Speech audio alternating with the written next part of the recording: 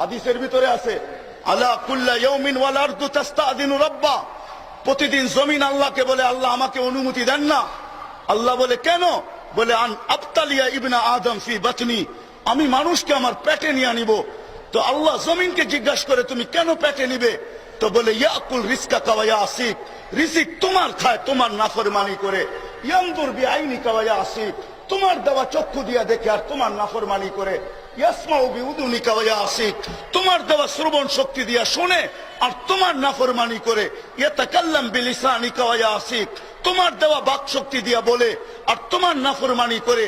ওয়ায়ুমাইয়িজ বিআকলিকা ওয়া ইয়াসিক, তোমার দেওয়া আকল দিয়া ভালো মন্দ বোঝে আর তোমার নাফরমানি করে। ইয়াবতিশু ইয়াতাফাক্কারু বিকলবিকা ওয়া ইয়াসিক, তোমার দেওয়া দিল দিয়া চিন্তার পাহাড় উঠায় আর তোমার নাফরমানি করে। ইয়াখুয বিরিজলিকা ওয়া ইয়াসিক, তোমার দেওয়া হাত দিয়া ধরে আর তোমার নাফরমানি করে। ইয়ামশি বিরিজলিকা ওয়া ইয়াসিক, তোমার দেওয়া পাও দিয়া চলে আর তোমার নাফরমানি করে। ইয়াফতাখির বিইলমিকা ওয়া ইয়াসিক, তোমার দেওয়া বিদ্যা দিয়া গর্ব আর খর্ব করে আর তোমার নাফরমানি করে। ইয়াফতাখির বিকুওয়াতিকা ওয়া ইয়াসিক, তোমার দেওয়া শক্তি দিয়া গর্ব আর খর্ব করে আর তোমার নাফরমানি করে। ইলা মাতা আসবির, আমি সবর করব তো করব কতদিন? আল্লাহ জমিনকে জিজ্ঞাসা করে পেটে নিবা তো কিভাবে নিবা? তো জমিন বলে আতা জালজালু জাহরি, আমার পিঠটাকে হেলায়া দিব। পিঠ হেলাইতে দেরি হবে, সব আমার পেটে যেতে দেরি হবে না।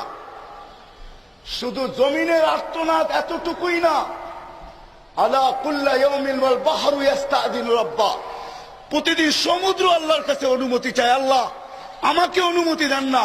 কি করবে? আন উগরিকা ইবনা আদম ফি কারি, আমি মানুষকে আমার তলদেশে নিয়ে যাব। আলা কুল্লা ইয়াউমিন ওয়াল মালাইকাতু তাস্তাদিনু রাব্বা, প্রতিদিন ফেরেশতা বলে আল্লাহ আমাদেরকে অনুমতি দেন না। আর কত আর কত? আমার মনে আছে প্রথম সুনামির 3.5 মাস পরে আমি গেছি ইন্দোনেশিয়ার ওই সুনামির জায়গায়। 8 ঘন্টা প্লেনে চলার পরে আমি ওইখানে পড়ছি। 350 কিলোমিটার আমার এই 2 চোখে আমি দেখছি। একটা বাড়ি পাই নাই যে দাঁড়ায় আছে। তখন আমার এই হাদিস মনে উঠছে যে আল্লাহ এখানের জমিনকে অনুমতি দিয়া দিছে হেলায় দে। মেরে দোস্ত, যেটা আমি পরিসমাপ্তি ঘটাইতে চাইছিলাম যেখানে আইসা, লম্বা করতে চাই না। যদি ওই আল্লাহ ওয়ালারা না থাকতো, অস্ট্রেলিয়ার কাহিনীর দিকে চলে গেছি যে জমিনটা উল্টে যাওয়া উত্তম ছিল মনে করতেছিলাম। কিন্তু আমার সাথে যারা ছিল অস্ট্রেলিয়ান যুবক, তাকাইলে মনে হয় যে তাকাই থাকতে মনে চায়। আরব যুবক, ফকফকে সাদা, গালগুলা গোলাপকেও বলে হার মানায়া দেয়, এই বড় দাড়ি, ইয়া পাগড়ি ইয়া জুব্বা। তো আমি পিঠে থাবড় দিয়া বলতেছিলাম যে যুবক, জমিন তো উল্টানের জন্য প্রস্তুত ছিল, কিন্তু পারে না তো, তোর জন্য পারে না, তোর জন্য পারে না, তোর জন্য পারে না। 2008-এ আমি বেলজিয়ামে গেছি, আমি অতিরঞ্জিত বলতেছি না, বেলজিয়ামের আরব যুবকদেরকে ছোঁয়ার জন্য বেলজিয়াম খ্রিস্টান এবং ইহুদি মেয়েরা পাগল, শুধু একটু ছুঁয়া দিবে, ছুঁয়া। আল্লাহ ওদেরকে এরকম সৌন্দর্য দিয়েছেন।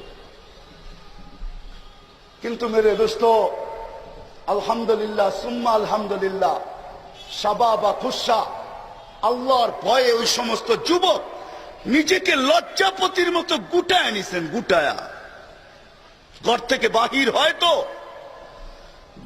বাহির হয়তো মাটিতে দৃষ্টি নিবদ্ধ, আবার যখন ঘরে ঢোকে তো মাটিতে দৃষ্টি নিবদ্ধ করে ঘরের ভিতরে ঢোকে, না ডাইনে তাকায় না বামে তাকায়। তৃতীয় যেটা আল্লাহ বলছেন, ওয়াল আতফালা রুদ্দা, দুধের শিশু যদি না থাকতো, ওয়াল আনামা রুদ্দা, চতুষ্পদ প্রাণী যদি না থাকতো, তাইলে আমি আকাশকে লোহার করে দিতাম, জমিনকে তামার করে দিতাম। বৃষ্টির একটা ফোঁটা না, শস্যের একটা দানা না, আমি তোমাদেরকে একের পর এক আযাব দিয়া ধ্বংস করে দিতাম। খায়ের যেখান থেকে আমার শুরু আর যেখান থেকে শেষ করতে চাইতেছি, আসলে মেরে দোস্ত, যা অর্জন করার যেটা আমরা যতক্ষণ পর্যন্ত অর্জিত না হবে, আল্লাহরও সুন্নত আছে, সুন্নত আল্লাহরও সিস্টেম আছে।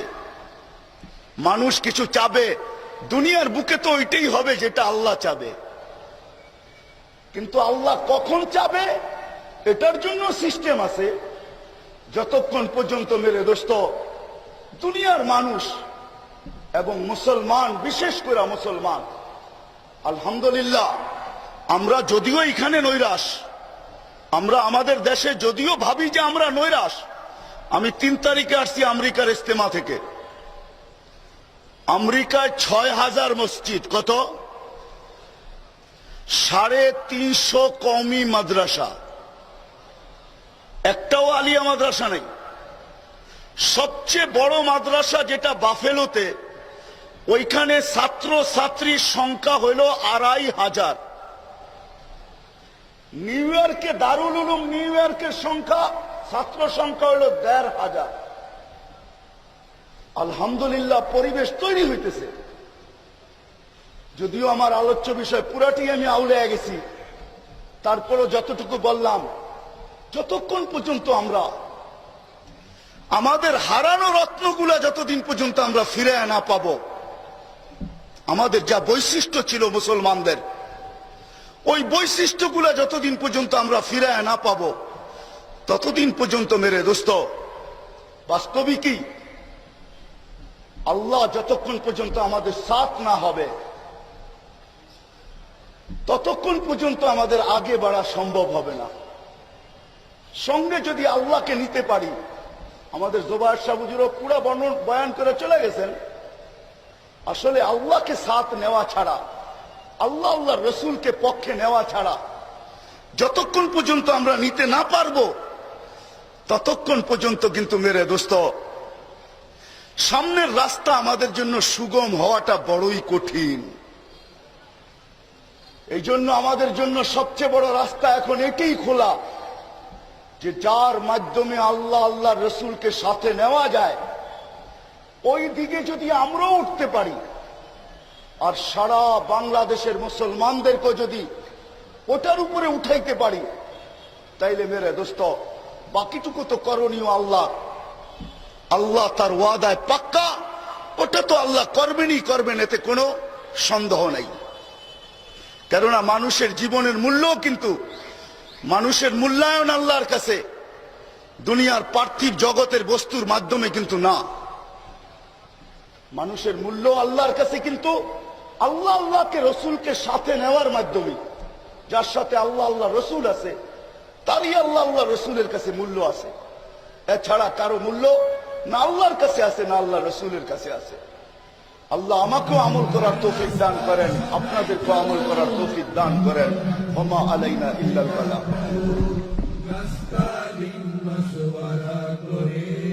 সবাই সুন্দর জীবন গড়ো আল্লাহর রাস্তায়, আল্লাহর রাস্তায়, আল্লাহর রাস্তায় সবাই চলো, হিমশিম ভেজা পারো, রাস্তা দিন মশওয়ারা করে সবাই সুন্দর জীবন